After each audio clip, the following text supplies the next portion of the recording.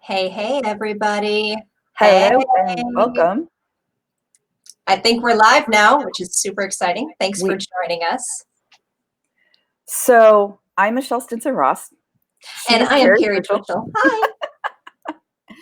Hi. Cari, let's yes, ma'am. Introduce, because I know I was kind of nudging audience of my own. There's plenty of people that don't know who you are or don't know much about custom content solutions. So can you kind of give us a quick overview?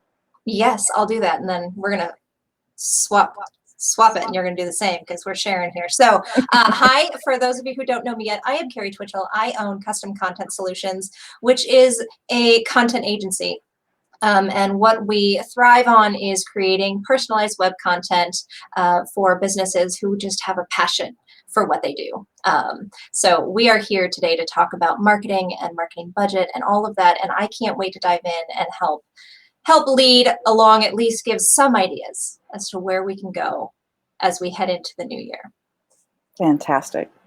And like I said, I'm Michelle Stinson-Ross. I am a more general marketing consultant. I work with social media. I work with analytics. I work with content and search and all that stuff. So for all the time and effort that you put to create a website and fill it with good content, I work to help businesses get that content in front of the right audiences. That's right.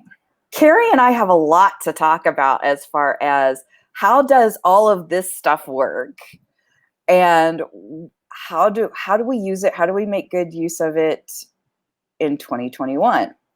So if we can just kind of get things out of the way, because there is certainly an 800-pound gorilla in the room, even if you can't see it. The economy is contracted and we still have COVID. What are we going to do? Because problem? Big problem. Is it just a problem, or are there opportunities, Cari? Well, it is a problem, and it is something that we can't run from, we can't hide from. A lot of businesses have had to slash budgets on every level. And one of the first things to go, which is just breaks my heart, is marketing. Not because I'm in marketing, right? I'm not saying that because I also like to have a job, right? But I'm saying that because you have to spend some money to get some business in. And if you cut down your marketing efforts, you cut down potential new business. So it's hard to see that get cut.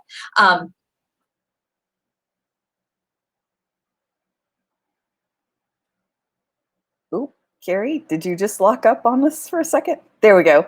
Yeah. Oh, are we here? Yeah. All right. You paused for just a hot second there. Well, all right. Hopefully that doesn't happen again. All right. So thank you, live, right? This is what happens when we're live. What do you do with it? All right. So I was saying, though, like, even with the challenges and the smaller budgets and the smaller amount of time and effort and honestly brain space, right, for handling all the things around us right now, there are many opportunities to get in front of your audience still. And most of it's online. Most of it is digital, you know, with people staying home, with people, you know, being quarantined or locked up or whatever it is, right? We're really focused in some very small spaces, and a lot of those small spaces are online. So there is an opportunity for us to still connect with our audiences, even if they're not walking in our office door, even if they're not stepping foot into our restaurant or bar. Like, there is a way for us to still connect. We just have to find that way.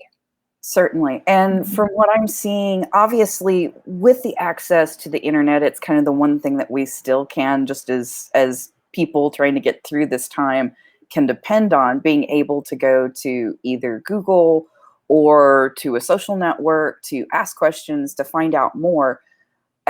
Honestly, in my opinion, because of the fact that it's a little bit trickier to walk into a storefront space, that ability to be online and be there to answer questions, provide information, is the opportunity, is the thing that's going to be able to keep us going.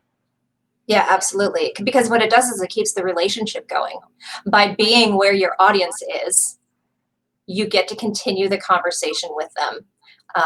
And maybe they aren't spending as much with you. Maybe they aren't doing as much in your space. Maybe they're not, but they're still there. And if you can stay with them as we go through this very difficult time, if you can stay with them, you will be more likely to succeed and come out the other end stronger. Okay, so my second question kind of goes from there. Yeah. How do we take a limited marketing budget, limited skill set, maybe in some cases, and start to turn this around? And kind of as a follow-up, is there an opportunity maybe for people to invest time rather than cash? How do you see that shaking out? Oh heavens, there are so many ways this could go, right? A few things that I've been talking about recently with my team, and you and I have been chatting. One thing to do is really to focus on how much money you are able to spend on marketing. Like, what is that spend? Just figure out a number. Doesn't have to be big. Doesn't have to be crazy. It just has to be something, and then figure out what can I then do within that frame. Is that hiring a consultant because I don't have the time to invest in training myself, so I need to hire a consultant to do one thing for me, because if I can get that one thing done, I can turn it into 10 things down the road, right? Or is it, I can invest a very small amount of money or a lot of my time into training myself on a new skill, doing, learning, reading, all of the things that are available online now, so much e-learning. Can you take in something like that if you have some time available to give yourself a new skill, to then use that to catapult your business forward? I don't know. What are your thoughts on that one, Michelle? Because I feel like you and I could really dive into this one. I feel like there's lots of opportunities. So tech in particular has honestly been a godsend in this time. I mean, you look at things that even Google has been doing with like Google My Business, where they added additional features where businesses could show, hey, we've adjusted our operational hours, or we're temporarily closed due to a local, COVID related lockdown, or we're now providing curbside service rather than in-store service. Those kinds of things, but just knowing that it's there and how to access it can sometimes be tricky. And knowing that there are resources and places to go beyond just searching in Google or YouTube or whatever, that sometimes it takes a little bit of professional help. Yeah. But accessing a professional that knows how to do this stuff, can do it quickly, can save you time, which when you're paying a consultant like this can actually save you money as well, and keep you where your business needs to be in order to keep moving forward. Yeah, absolutely. So it becomes a matter of, okay, what things do I really need to spend money on? And what things should I maybe consider learning how to do myself? Where do you see that breaking down, particularly if you keep in mind like the clients that you've worked with over like the last year and a half? Where does that tend to work for them? You know what? The truth of that is that it's not the same answer, and there isn't one answer across any business that I've noticed so far, right? So with the clients we've been working with, shifts have been happening from, since COVID started, right? Like we've lost some clients. Some clients have cut back. Some clients have invested, but invested in different content. Some clients have said, hey, I'm not sure what's working. Can you help me figure out what's working? Here are all the things we've done. Where did that take us, right? And then okay, what connected? Let's do more of that and stop all the other things.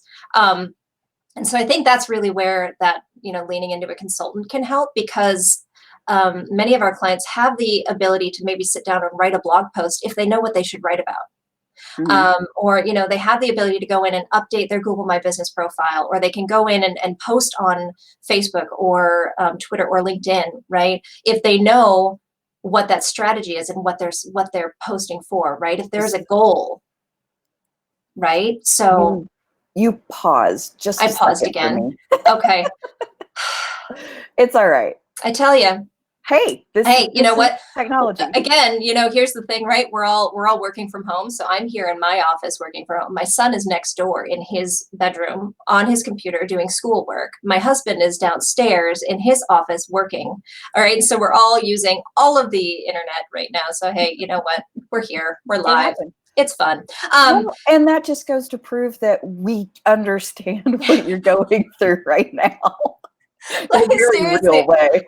I feel it so hard, you know, when just like side conversation here, you know, there are several clients of mine who just feel really overwhelmed. They're like, I don't have time for this right now, Cari. I don't have time for this. And I say, I hear you, because X, Y, like my kid, I'm teaching my son at home. You know, I'm supporting him as his school is doing what it can. So I get like the constant breaks in the day. I get the not being able to focus. I get the not knowing where to go next. And that's why I turn to other people for help too. Right. Mhm. Like, and I say this, Michelle, I've turned to you for help. You know, I've turned to others to say, hey, help me out. Like, I know this is a thing I want to do. I can't do this alone. Help me figure out the right path. Mhm. And so I encourage my clients to say, just ask for help. There is help. It doesn't have to be a lot. Sometimes all you need is an assessment, an audit, a quick checklist, and, you know, an idea of where to go next, so you can just go. Oh my gosh, you're reading my mind, lady. I did not plan that. I did not plan that. That wasn't that, but I love how that worked out. Yeah, I love it that we seem to think along the same lines. So, knowing that, all right, we've got a lot of challenges, right? Some people Yeah. are going to be challenged by, how do I make all of this technology work? I'm really good at what I do as a business owner. I'm really good at that business thing, but this whole tech thing just really blows my mind, and I don't even know where to start. Or I kind of got a handle on it, but obviously I've had to really seriously think about where I spend my money. How do I get more bang for that marketing buck? Uh, okay. So the audit, right? The audit. The marketing audit is the thing that will help you, right? And here's in general, an audit is basically looking at everything you've been doing so far, where you've been, what you've been trying to do, you know, taking your goals, saying, okay, these are the goals that you had. Here's all the places you've been. Here are all the things you've been trying. So your website, your blog, your social media, your paid advertising, you know, all of that, right? You look at all of that. And you say, okay, are these working together? Are they optimized? You know, is your goal tied to, you know, the stuff you're doing, or is there a gap? Like, is there a gap in what you're doing that we could, like, hey, fill that and something will happen, right? So an audit is really just assessing, here's all the things, and here are some recommendations based on what I'm seeing. And you can take them, right? We deliver an audit, you know, and then the client can take it and say, great, I can run with this. Thank you for just giving me a focus, right? And others say, great, I have a little bit of money, and what's the biggest bang for my buck I'm going to get based on your assessment, based on your recommendations? You narrow that field and you just do it. And then what you do from there, and this is what I love, Michelle, like, you get an audit, you get recommendations for moving forward, you implement 1 or 2 or 3, depending on what your budget is. You start to see a return. You reinvest some of the money you've made based on that return, and you keep moving forward with those recommendations. You do not have to do it all at once. But it really does give you, you know, a clear path forward, which right now there aren't many of those, which is why I'm a big fan of the audit. Certainly. Well, and I will say I'm also a big fan of going, what do I already have that I could possibly repurpose, reuse, rather than, say, having to hire somebody to write a whole bunch of new content or whatever. What have I got that maybe I'm just not using well? And that's part of the reason why, even when somebody comes to me like, well, what do I do about social media? Or what do I do about video marketing or all this other kind of stuff? I'm like, well, hold on a second. Is your website actually working as hard for you as it can? Because guess what? That domain, that URL is the one thing that you do have control over. The rest of what we do as far as search, social media, anything else, is basically rented space. It's like the billboard for what you're doing. But that website, that's yours. That's yours to control. That it should be the hub of your communication. Yes. What's there? What maybe needs to be just updated? So can you kind of walk us through a little bit about, you know, just high level view of what a content audit would look like? Yes, super high level. So content audit from my team's perspective, we look at several things, right? So we're looking at how the content is laid out on the page. We're looking at keyword optimization. We're looking at quality content. Like, is what's on the page actually bringing value, or does it just sound like something that's trying to get search engine attention? Because let me tell you, that don't work, not anymore. No. And we're also looking at like how the content is organized and how people move through the site. So we're looking at a lot of usability when it comes to content as well. So a content audit, while it just sounds like, well, they're just looking at the words, it's not just words, right? Because a website should be very usable, should be very user friendly, it should be very functional, it should be very valuable. So we're looking at all of those aspects when we go in and look at page by page what's working and what's there. So the reason I bring this up is because depending on what's actually available, like I'm doing this with a client right now that has several years worth of blog content, but she wants to keep her social media presence going.